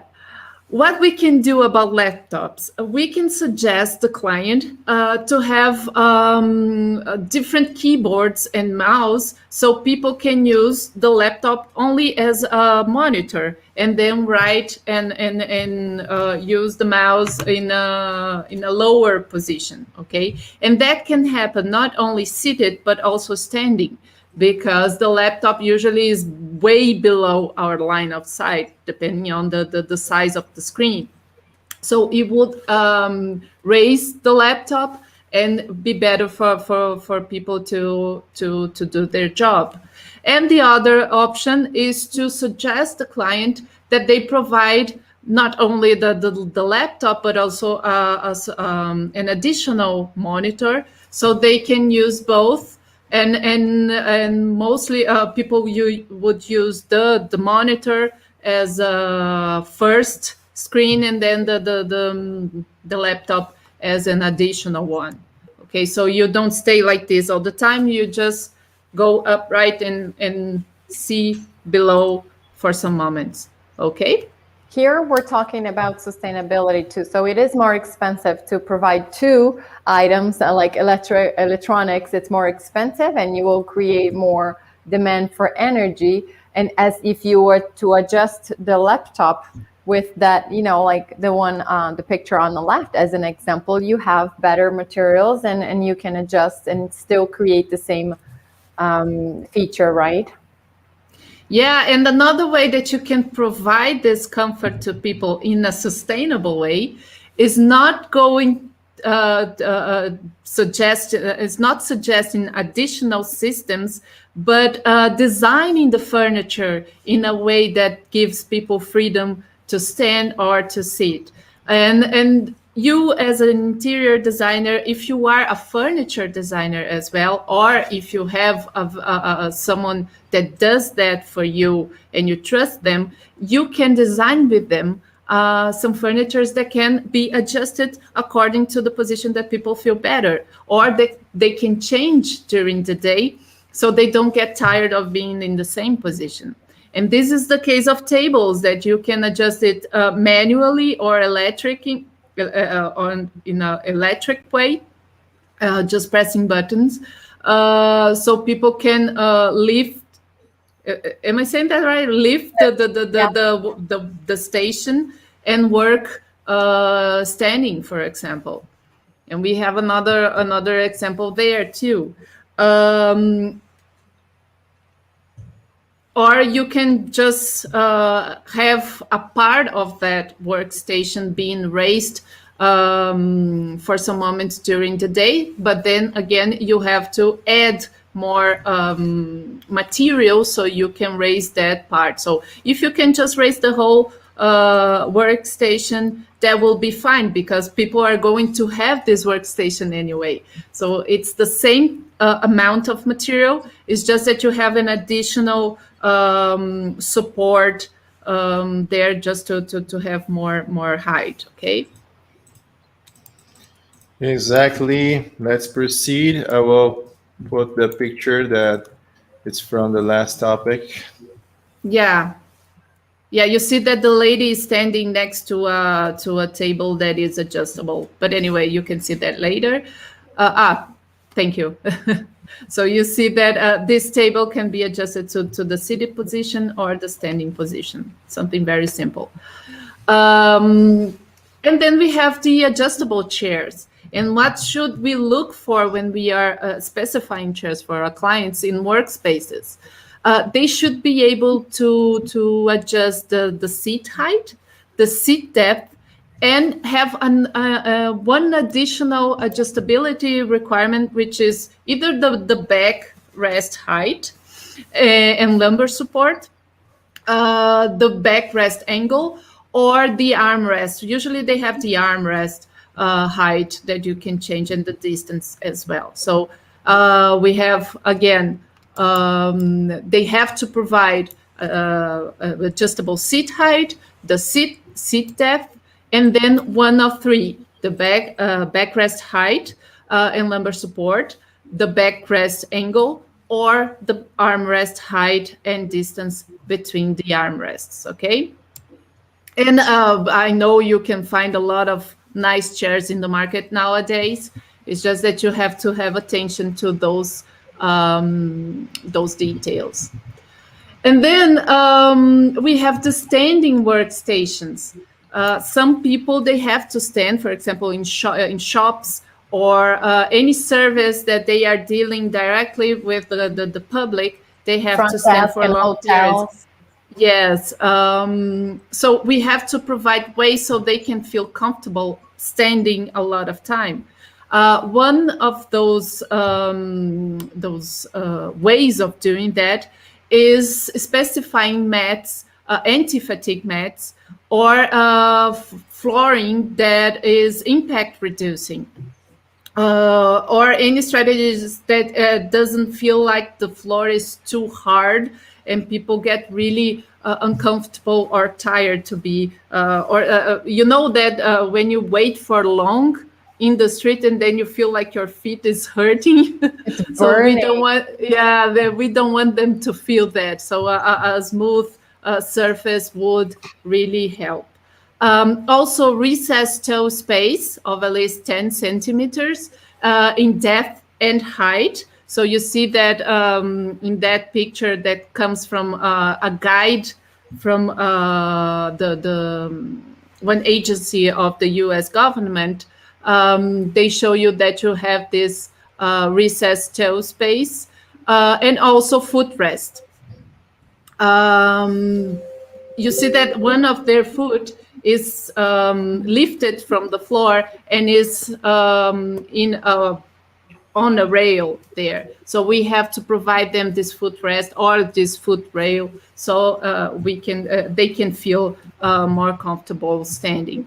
Or even providing a leaning chair so they can change position from time to time. Sorry.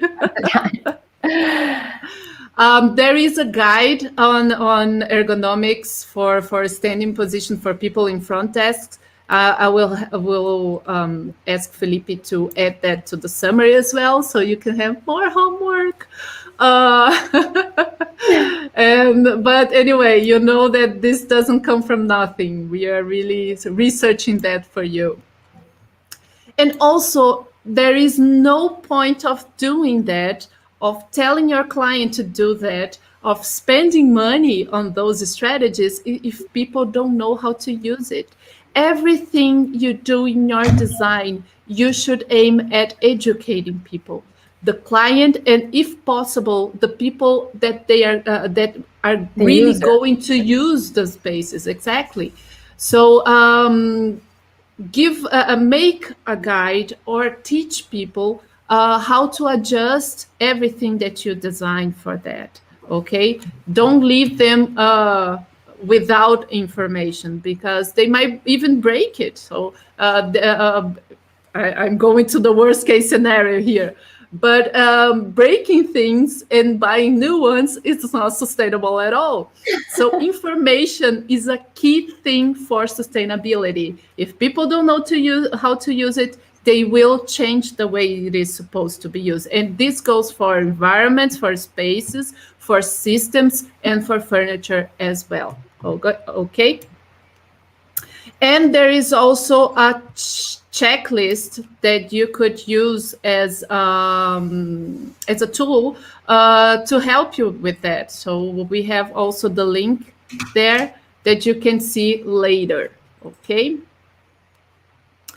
The last thing that we are going to talk about ergonomics is having active workstations. And this is something Samuel is already laughing because we had a discussion on that. The WELL certification gives this possibility of people achieving points when they add active workstations. What are those active workstations? And they ask for at least 50% of that.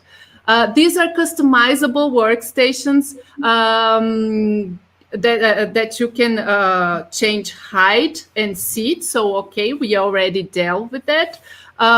This is one way, and it's okay. It's really advisable that you do that so people can have this freedom. But then there are the supplemental solutions that you can add to that, which is the ones that make people do physical Excellent. activities while they are working. And in the I'm going to be to give you my personal position on this. This doesn't work. So we have to be really critical about what we are telling our clients, because this for me is something that it doesn't bring really benefits to people or the work that they are doing. And I will tell you why. You can have the options here are treadmill desks, bicycle desks, or even when you have a stepper machine Stepping under machine. the desk. Yeah. How can you type when you are doing this? Yeah, but the thing is, if you are looking to provide people with the benefits of physical activity, because of all the benefits that they say that physical activity results, this is not the studies have been showing that this is not the case. And for one tiny detail, physical activity only yields longevity and benefits to health when it's paired with leisure, not work. Okay, so this is something. I Yeah. will put this study for people here. I think it's important for people to know because it's talking here, right? 6 reasons why occupational physical activity does not confer the cardiovascular health benefits that leisure time physical activity does, right? So apparently physical suffering is not cool. Yeah, Well, it I would would be. say that I'm sorry. Yeah, please. Yep, please. I was just going to say, just like eating, mindful eating, you should be mindful while doing your exercise. So the concentration level and where you are directing your energy towards it, I think, yes, it makes total sense. But and what the study says, the reason why it does happen is that when you are exercising while working and not on leisure time, is that you increase inflammatory stress, and therefore you increase the probability of cardiovascular diseases. So this is something important to be said, either for psychologists or for people designing the workspace, because sometimes people want to have everything at the same time, so they can provide, the intention is good, but the way is not the right one. Okay, so this is we always have to be critical to have this thinking, not only with the design but also with the certifications. Okay, we should do a live event in a treadmill. We should do our live event on treadmill. I will be drawing here for people. Guys, we're going to talk about sustainability. Yeah, and if you think it's more beneficial to your client and their workers, if you provide that space for relaxing and not adding more equipment to the workspace where they are already stressed. So just get exercise in a proper area, right? Yeah, absolutely, exactly. And while we're talking about exercise, we can move on to water. Yeah. Yes. Something but that, before this, Green right. Hero Rise, we want to know, guys, you are the green heroes, for us. And we are the green guides. I should write here green guide, and you are the green hero. But we want to know what you guys are learning, if you guys are enjoying the content, because we are going to proceed with water quality very quickly. We have more content than water. We are going to keep this for another classes, but just one theme here. I think it's important to talk about water promotion.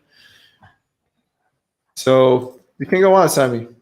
I can go on. Yeah, you can go on. You are allowed to go on.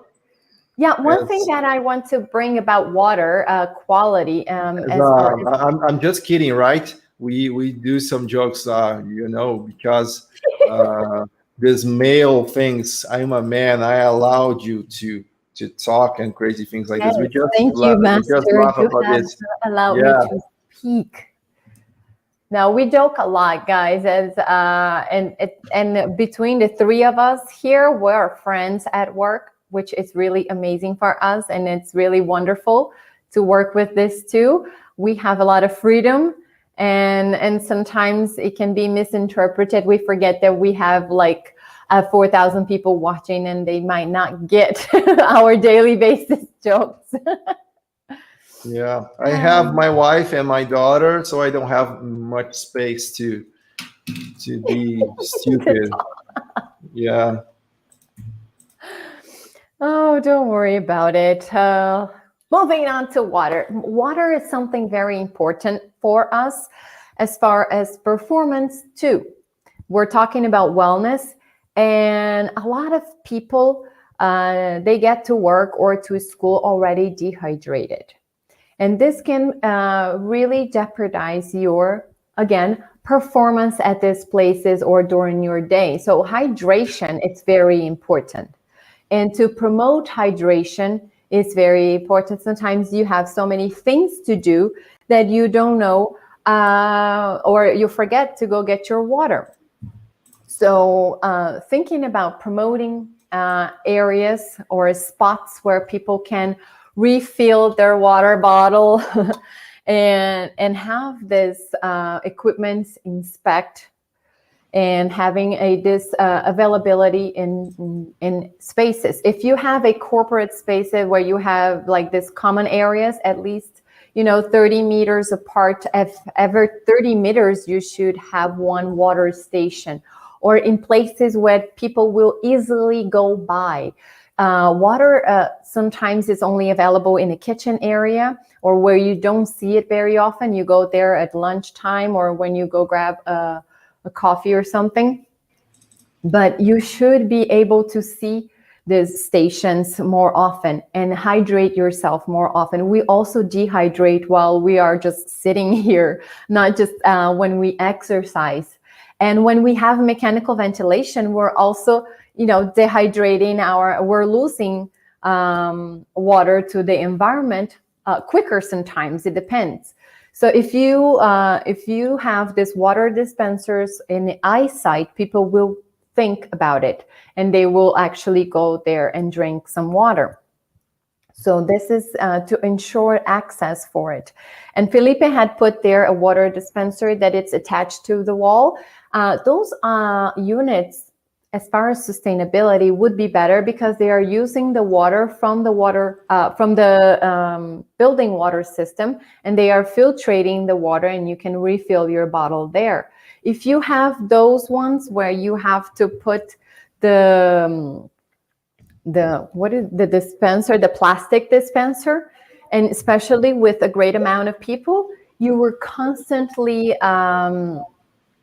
replacing those, and that's more plastic into the environment. And sometimes when you ensure, sometimes those things are placed nearby windows, and having this plastic being heated by the sun can also contaminate the water. So you have more control if you have this system and you have proper filtration of these systems. Inspecting those units is very important because you have to be careful with the way they are, with the quality of the water that you are providing. You have some levels of contaminants that should not have. Then you need to measure the quality of the water frequently, and understanding of responsibility over the water that you are giving. And when you have a place where water is being dispensed, then perhaps you have those trays where the excess water or perhaps accidental spills can go into the trays. Those trays need to be inspected too, because you can get some bacteria's growth. Oh my God, I always forget the name of those lesions. And those things, they can actually... Legionella, right? The Legionella, yes, the Legionella. Yeah, because I think about lesions. The name of Legionella came from legions, which was, they found this, I didn't know, but there's a historic piece of it. Pop culture moment of is that the legions, the Legionella name came from legions because this was referred to the army, and this the first time that they detected this type of bacteria and the contamination and the problem, the health problems that they caused, was in the army. They had this water dispensers there that created these problems, and people got sick, and some people even died. Like some 30 people died of it. But anyways, Legionella is something that can get created there in the water, and the temperature where they are created there, it's between 25 degrees and 45 degrees. So it's a very common temperature. It's ambient temperature. And we need to be careful with that, because they can not just be in the water and contaminate that area, but also they can go into the air and you can breathe them. And so if those accumulation of water shouldn't be something that you're bringing to indoor areas, because it will compromise the air quality too, not just the water quality. So understanding the levels of metals that are allowed in your water, the dispenser maintenance, and this quality indicators should be very important to your performance there at work. To stay hydrated, this is how important hydration is. If you are dehydrated between 3 and 4% dehydrated, you are actually affecting your productivity anywhere from 25% to 50%. That's a lot. For 3 to 4% of dehydration, and you lose like 50% of your productivity over that's kind of worrisome. So stay hydrated throughout the day and promoting that in the areas and what kind of sources, and be mindful of how you're promoting this, so people will have this intent not to use single-use plastics or replacing a lot those things, and then you're starting to throw things away and creating different problems with waste. So promote that. And if people do have the ability to refill their bottle, they should have the ability to wash their bottle too, because that also can create health problems, to be maintain the containers that you are reusing. So body stress and dehydration are not a good thing, and we can promote that by just putting the water in the forefront, just like the vegetables that Felipe said. Once you make people look at it, they will remember, wow, I should do that. Yeah. All right, guys, now we need to proceed to the end of this class. So, on YouTube, like this class, subscribe to our channel, right? If you are here for 30 days, I think you are enjoying. So just like this class, subscribe to get more content in the future. And about tomorrow, guys, what's going to happen tomorrow? We are going to have the biggest class of all, sustainable materials. We are going to have a summary in the end of this class. So expect something like a 3 hours class tomorrow. Sustainable materials and a summary of everything that happened in the previous day. So if you missed it, the first class or the second class, these classes are offline now. So get this recap on this class, okay? And sustainable materials is going to be a big content. So don't miss this, because it can make a huge difference in your interior design. What's going to happen tomorrow as well is the opportunity opening, right? Tomorrow, I know there's a lot of people talking with us about sustainable interiors. They know about our course that we have, the advanced course that we have, because, everything that we are talking, maybe you are thinking it's too much, or maybe it's cool, but it represents 10% on what we talk in our advanced course, the Sustainable Interiors course, okay? The Sustainable Interiors course, we are going to open tomorrow with a very special condition, right? You can see the course here. I will just present for you, right? We have this name here, right? ugreen.io Sustainable Interiors course. You can see all about this course here, right? The strategies. We talk about the advantages of doing this course to improve your expertise, to transform society, to transform your spaces into high productive and high performance spaces. So you get more recognition, you will get more profitability, and customers who pay more for your services. So it's a very cool course. You can see all the strategies, the standards that we use. We go further on these standards. You can learn more about this and really do outstanding interior designs. And you are going to see all of these strategies, right, about water, air, water, movement, all of these things. And all of the content is here, right? You can see all of these modules that we have. We have more than 50 classes, right? We have a price here, but don't buy it now, okay? Because tomorrow is going to have a special thing, very special thing for every one of you. But you can just read about this. Once again, don't buy this now, because tomorrow we are going to review a special thing for you guys, okay? We can see people talking about the course, lots of beautiful people here talking from all around the globe. It's a course that we started in Portuguese in 2017, and we proceed with the English version last year, and people are enjoying a lot this course.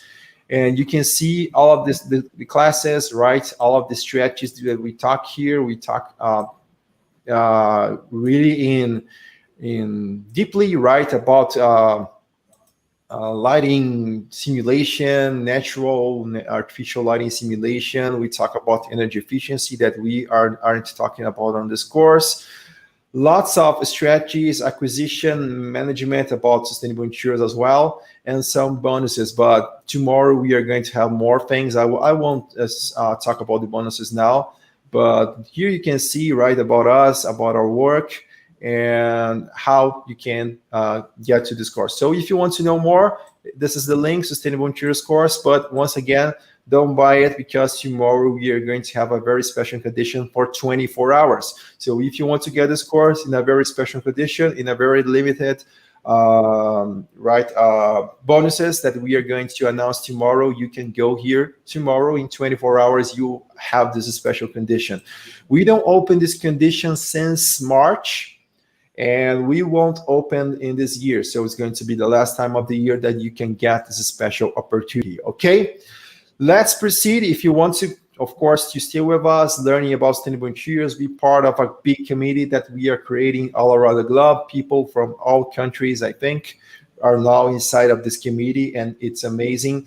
And once again, we are going to have very special things tomorrow. That the course itself, it's awesome, but you are going to see more things tomorrow, and I'm very excited to announce you this, because I think you are going to be very excited about what we are going to announce, okay? To get the summary, guys, once again, like this class, subscribe to the channel, and to get the summary, this is the link. I'm here with the link, right? So this is ugreen.io/cat. You just need to put your email here, and everything will be fine, and you will get your summary. You will get a success notification here about this. Success. Wait a few hours to get the summary, right? So you can get this. You put your email here, then you can go to the Sustainable Materials class, the last class tomorrow. You can click on reminder. I will turn on the reminder here, because I will be in class tomorrow, right? I don't want to miss. And the last class, okay, set reminder again, reminder on, reminder on. Everything is safe. Everyone will be notified. Yeah, notify and alive, and everyone will be happy in their life, right? So some people were saying here, let me just make it something clear. It's very important. Sometimes people think that we're trying to make you like jump through hoops to get the summaries, and that sending by WhatsApp would be easier. We have so many people on WhatsApp that did not come to class and did not watch these classes. Do you think they should have the summaries and just have the content done for them if they did not want it to be part of this? And they kind of signed up, and then they decided this is not for them.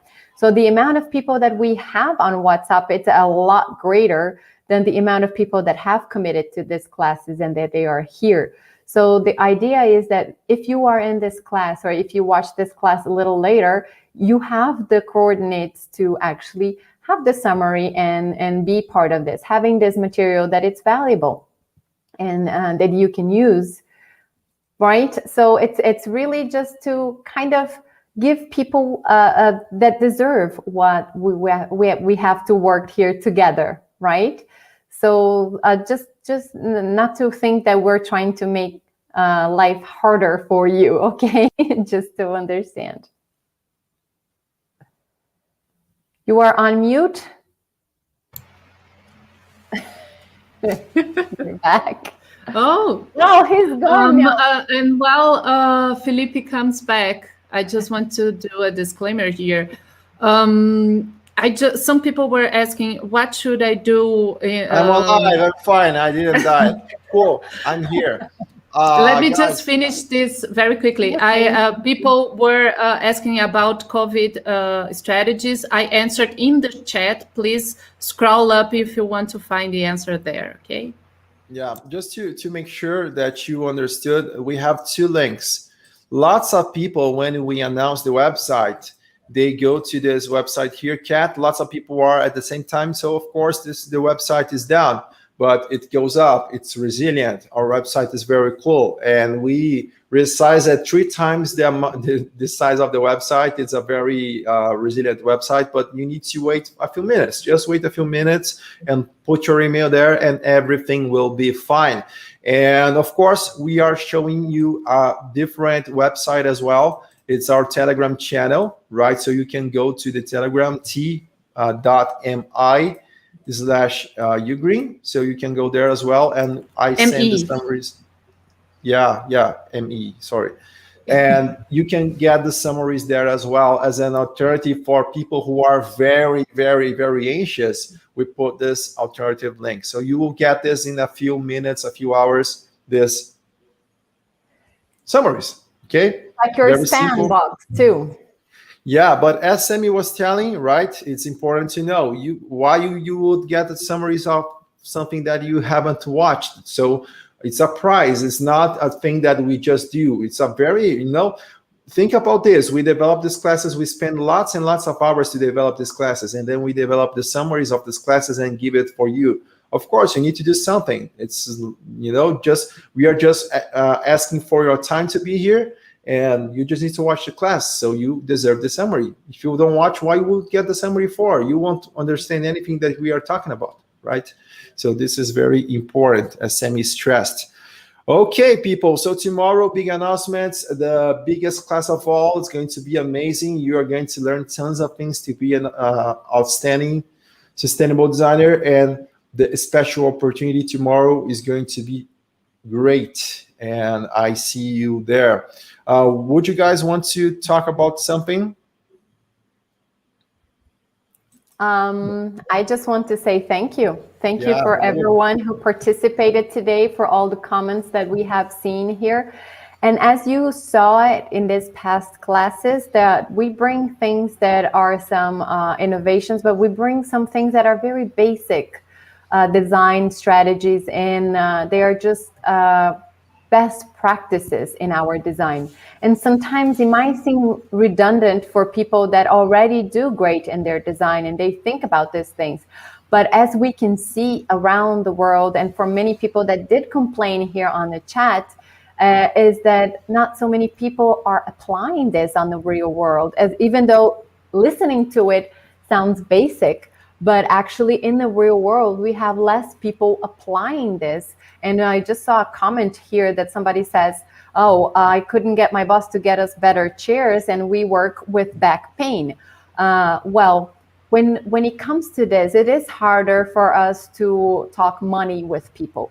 But architects, when they cannot talk about the benefits, just the health benefits that this would bring to other people, and they are not sensible to this, they are usually sensible to money. And when you bring them into that pocket that we talked about yesterday, you will have a better conversation with them. When you tell them that you are working 50% of your potential because you're concentrating half of work and the other half on your back pain, then he will understand that he's losing money and not investing in himself when it comes to that. So just change the way we present things sometimes to create different awareness on sustainable design.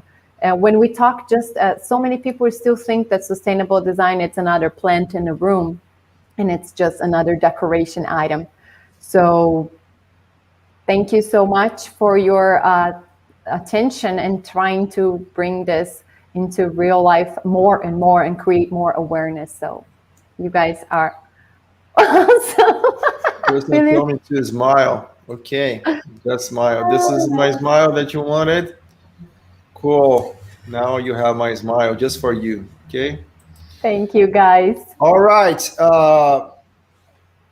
Once again, guys, we are here to make things to catalyze this movement of sustainable design.